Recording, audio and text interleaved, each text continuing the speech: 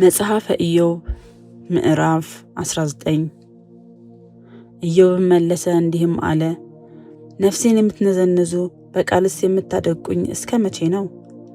ይኸው ስትሰድቡኝ 10 ጊዜ ነው፣ ስታሻክሩኝም አላፈራችሁም። በእውነትም የሳትሁ እንደሆነ ስህተቴ ከእኔ ጋር ትኖራለች። በእውነትም ብትጓደዱብኝ፣ መዋረዴን በእኔ ላይ ብትከራከሩ፣ እንግዲህ እግዚአብሔር እንደገለበጠኝ በመረቡም እንደከበበኝ እወቁ። እነሆ ስለተደረገብኝ ግፍ ብጮህ ማንም አይመልስልኝም። አሰምቼ ብጣራ ፍርድ የለኝም። እንዳላልፍ መንገዴን ዘግቶታል፣ በጎዳናዬም ጨለማ አኖሮበታል። ክብሬን ገፈፈኝ፣ ዘውዴንም ከራሴ ላይ ወሰደ። በዚህና በዚያም አፈረሰኝ። እኔም ሄድሁ፣ ተስፋዬንም እንደ ዛፍ ነቀለው። ቁጣውንም አነደደብኝ፣ እንደ ጠላቱም ቆጠረኝ። ሰራዊቱ አብረው መጡ፣ መንገዳቸውንም በላይ አዘጋጁ፣ በድንኳኔም ዙሪያ ሰፈሩ። ወንድሞቼን ከእኔ ዘንድ አራቀ፣ የሚያውቁኝም አጥብቀው ተለዩኝ። ዘመዶቼ ተቋረጡ፣ ወዳጆቼም ረሱኝ።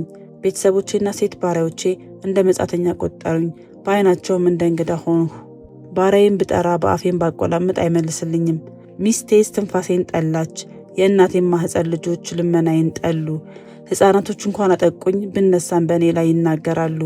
አማካሪዎቼ ሁሉ ተጸየፉኝ፣ እኔም የምወዳቸው በላይ ተገለበጡ። አጥንቴ ከቁርበቴና ከሥጋዬ ጋር ተጣበቀ፣ ድድ ብቻ ቀርቶልኝ አመለጥሁ። እናንተ ወዳጆቼ ሆይ ማሩኝ፣ የእግዚአብሔር እጅ መታኛለችና ማሩኝ። ስለምን እናንተ እንደ እግዚአብሔር ታሳድዱኛላችሁ? ከሥጋዬ ስለምን አትጠግቡም? ምነው አሁን ቃሌ ቢጻፍ፣ ምነው በመጽሐፍ ውስጥ ቢታተም፣ ምነው በብረት ብርና በእርሳስ በዓለቱ ላይ ለዘላለም ቢቀረጽ። እኔ ግን የሚቤዠኝ ሕያው እንደሆነ በመጨረሻውም ቀን በምድር ላይ እንዲቆም ይህ ቁርበቴም ከጠፋ በኋላ በዚያን ጊዜ ከሥጋዬ ተለይቼ እግዚአብሔርን እንዳያውቃለሁ። እኔ ራሴ አየዋለሁ፣ ዓይኖቼም ይመለከቱታል፣ ከእኔም ሌላ አይደለም። ልቤ በመናፍቅ ዝሏል። በእውነት እንዴት እናሳድደዋለን? የነገሩ ስር በእርሱ ዘንድ ተገኝቷል ብትሉ ፍርድ እንዳለ ታውቁ ዘንድ ቁጣ የሰይፍን ቅጣት ያመጣልና ከሰይፍ ፍሩ።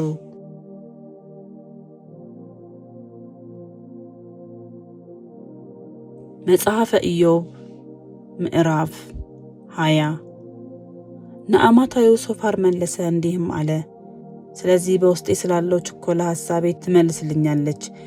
የሚያሳፍረኝንም ተግሳጽ ሰምቻለሁ፣ የማስተዋሌም መንፈስ ይመልስልኛል። ሰው በምድር ላይ ከተቀመጠ ከድሮ ዘመን ጀምሮ የኃጢአተኛ ፉከራ አጭር መሆኑን የዝንጎችም ደስታ ቅስበት መሆኑን አታውቁምን?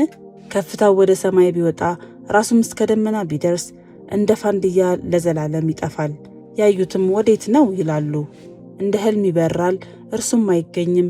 እንደ ሌሊት ራእይ ይሰደዳል። ያየችውም ዓይን ዳግመኛ አታየውም፣ ስፍራውም ከእንግዲህ ወዲህ አይመለከተውም። ልጆቹ ድሆችን ያቆላምጣሉ፣ እጁ ሀብቱን ይመልሳል። አጥንቶቹ ብላቴንነቱን ሞልተዋል፣ ነገር ግን ከእሱ ጋር በመሬት ውስጥ ይተኛል። ክፋት በአፉ ውስጥ ቢጣፍጥ፣ ከምላሱ በታች ቢሰውረው፣ ቢጠብቀውም ባይተወውም፣ በጉሮሮውም ቢይዘው፣ መብሉ በአንጀቱ ውስጥ ይገላበጣል፣ እንደ እፉኝትም ሐሞት በውስጡ ይሆናል። የዋጠውን ሀብት ይተፋዋል፣ እግዚአብሔርም ከሆዱ ውስጥ ያወጣዋል። የእፉኝትን መርዝ ይጠባል፣ የእባብን ምላስ ይገለዋል። የማሩንና የቅቤውን ፈሳሽ ወንዞቹንም አይመለከትም። የድካሙን ፍሬ ሳይውጠው ይመልሰዋል፣ እንደ ንግዱም ትርፍ አይደሰትም። ድሃውን አስጨንቋል ትቷልም፣ ያልሰራውንም ቤት በዝብዟል። ሆዱ ረፍትን አላወቀምና የወደደው ነገር አላደነውም። እርሱ ከበላ በኋላ ምንም አልተረፈም፣ ስለዚህ በረከቱ አይከናወንለትም። በጠገበ ጊዜ ይጨነቃል፣ የችግረኞቹም ሁሉ እጅ ታገኘዋለች። ሆዱን ሳያጠግብ እግዚአብሔር የቁጣውን ትኩሳት ይሰድበታል፣ ሲበላም ያዘንብበታል። ከብረት መሣሪያም ይሸሻል፣ የናስም ቀስት ይወጋዋል። እርሱም ይመዘዋል፣ ከሥጋውም ይወጣል፣ ከሐሞቱም ብልጭ ብሎ ይሰርጻል፣ ፍርሃትም ይወድቅበታል። ጨለማ ሁሉ ስለ ከበረው ዕቃ ተዘጋጅቷል።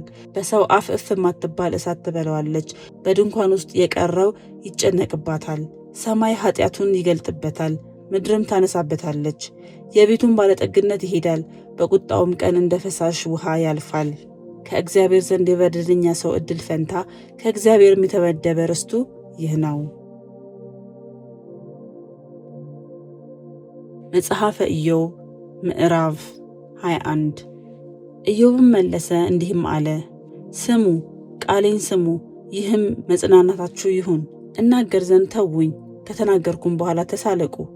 በውኑ የሐዘን እንጉርጉሮዬ ለሰው እናገራለሁን? አለመታገስ ስለምን አይገባኝም? ወደ እኔ ተመልከቱ ተደነቁም፣ እጃችሁንም ባፋችሁ ላይ አኑሩ። እኔ ባሰብኩ ቁጥር እጨነቃለሁ፣ ጾርም ሥጋዬን ይይዛል። ስለምን ኃጢአተኞች በሕይወት ይኖራሉ? ስለምንስ ያረጃሉ? በባለጠግነት ስለምን ይበረታሉ? ዘራቸው ከእነርሱ ጋር ጸንቶ ይኖራል፣ ልጆቻቸውን በዓይኖቻቸው ፊት ናቸው። ቤታቸው ከፍርሃት ወጥቶ የታመነ ነው፣ የእግዚአብሔርን በትር የለባቸውም። ኮርማቸው ይወልዳል፣ ዘሩንም አይጥለውም፣ ላማቸውም ትወልዳለች፣ አትጨነግፍም። ሕፃናቶቻቸውን እንደ መንጋ ያወጣሉ፣ ልጆቻቸውም ይዘፍናሉ። ከበሮና መሰንቆ ወስደው ይዘምራሉ፣ በእምቢልታ ድምፅ ደስ ይላቸዋል። ዕድሜያቸውንም በተድላ ይፈጽማሉ፣ ድንገትም ወደ ሲኦል ይወርዳሉ። እግዚአብሔርንም ከእኛ ዘንድ ራቅ፣ መንገድህን እናውቅ ዘንድ አንወድም። እናመልከውስ ዘንድ ሁሉን የሚችል አምላክ ማን ነው? ወይስ ወደ እርሱ ብንጸልይ ምን ይጠቅመናል? ይላሉ። እነሆ ሀብታቸው በእጃቸው ውስጥ አይደለምን? የኃጢአን ምክር ከእኔ ዘንድ የራቀች ናት። የኃጢአን መብራት የጠፋው መቅሰፍትም የመጣችባቸው እግዚአብሔርን በቁጣው መከራ የከፈላቸው በነፋስ ፊት እንደ ገለባ አውሎ ነፋስም እንደሚወስደው ትቢያ የሆኑ ስንት ጊዜ ነው? እናንተ እግዚአብሔር በደላቸውን ለልጆቻቸው ይጠብቃል ብላችኋል። እነርሱ ያውቁ ዘንድ ፍዳን ለራሳቸው ይክፈሉ፣ ዓይኖቻቸው ጥፋታቸውን ይዩ፣ ሁሉን ከሚችል አምላክ ቁጣ ይጠጡ። የወራታቸውስ ቁጥር ቢቆጠር ከእነርሱ በኋላ የቤታቸው ደስታ ምን ይሆንላቸዋል? ከፍ ከፍ ባሉትስ ላይ ለሚፈርድ ለእግዚአብሔር በውኑ ሰው እውቀትን ያስተምራልን? አንድ ሰው በሰላም ተዘልሎ ሲቀመጥ በሙሉ ኃይሉ ሳለ ይሞታል። በአንጀቱ ውስጥ ስብ ሞልቷል፣ የአጥንቶቹም ቅልጥም ረጥቧል። ሌላውም ሰው መልካምን ነገር ከቶ ሳይቀምስ በተመረረች ነፍስ ይሞታል። በአፈር ውስጥ በአንድ ላይ ይተኛሉ፣ ትልም ይከድናቸዋል። እነሆ ሐሳባችሁን የመከራችሁብኝንም ክፉ ምክር አውቄዋለሁ። እናንተ የከበርቴው ቤት የት ነው? ኃጢአታቸውም ያደረበት ድንኳን የት ነው ብላችኋል። መንገድ አሳላፊዎችን አልጠይቃችሁምን? ምልክታቸውን አታውቁምን? ኃጢአተኛው በመቅሰፍት ቀን እንደተጠበቀ በቁጣው ቀን እንደሚነድድ መንገዱን በፊቱ የሚናገር ማን ነው? የሠራውንስ የሚመልስበት ማን ነው? እርሱን ግን ወደ መቃብር ይሸከሙታል፣ ሰዎቹን በመቃብሩ ላይ ይጠብቃሉ። የሸለቆ ጓል ይጣፍጥለታል፣ በኋላውም ሰው ሁሉ ይሰበሰባል፣ በፊቱም ቁጥር የሌለው ጉባኤ አለ። የምትመልሱልኝ ውስልትና ነውና በከንቱ እንዴት ታጽናኑኛላችሁ?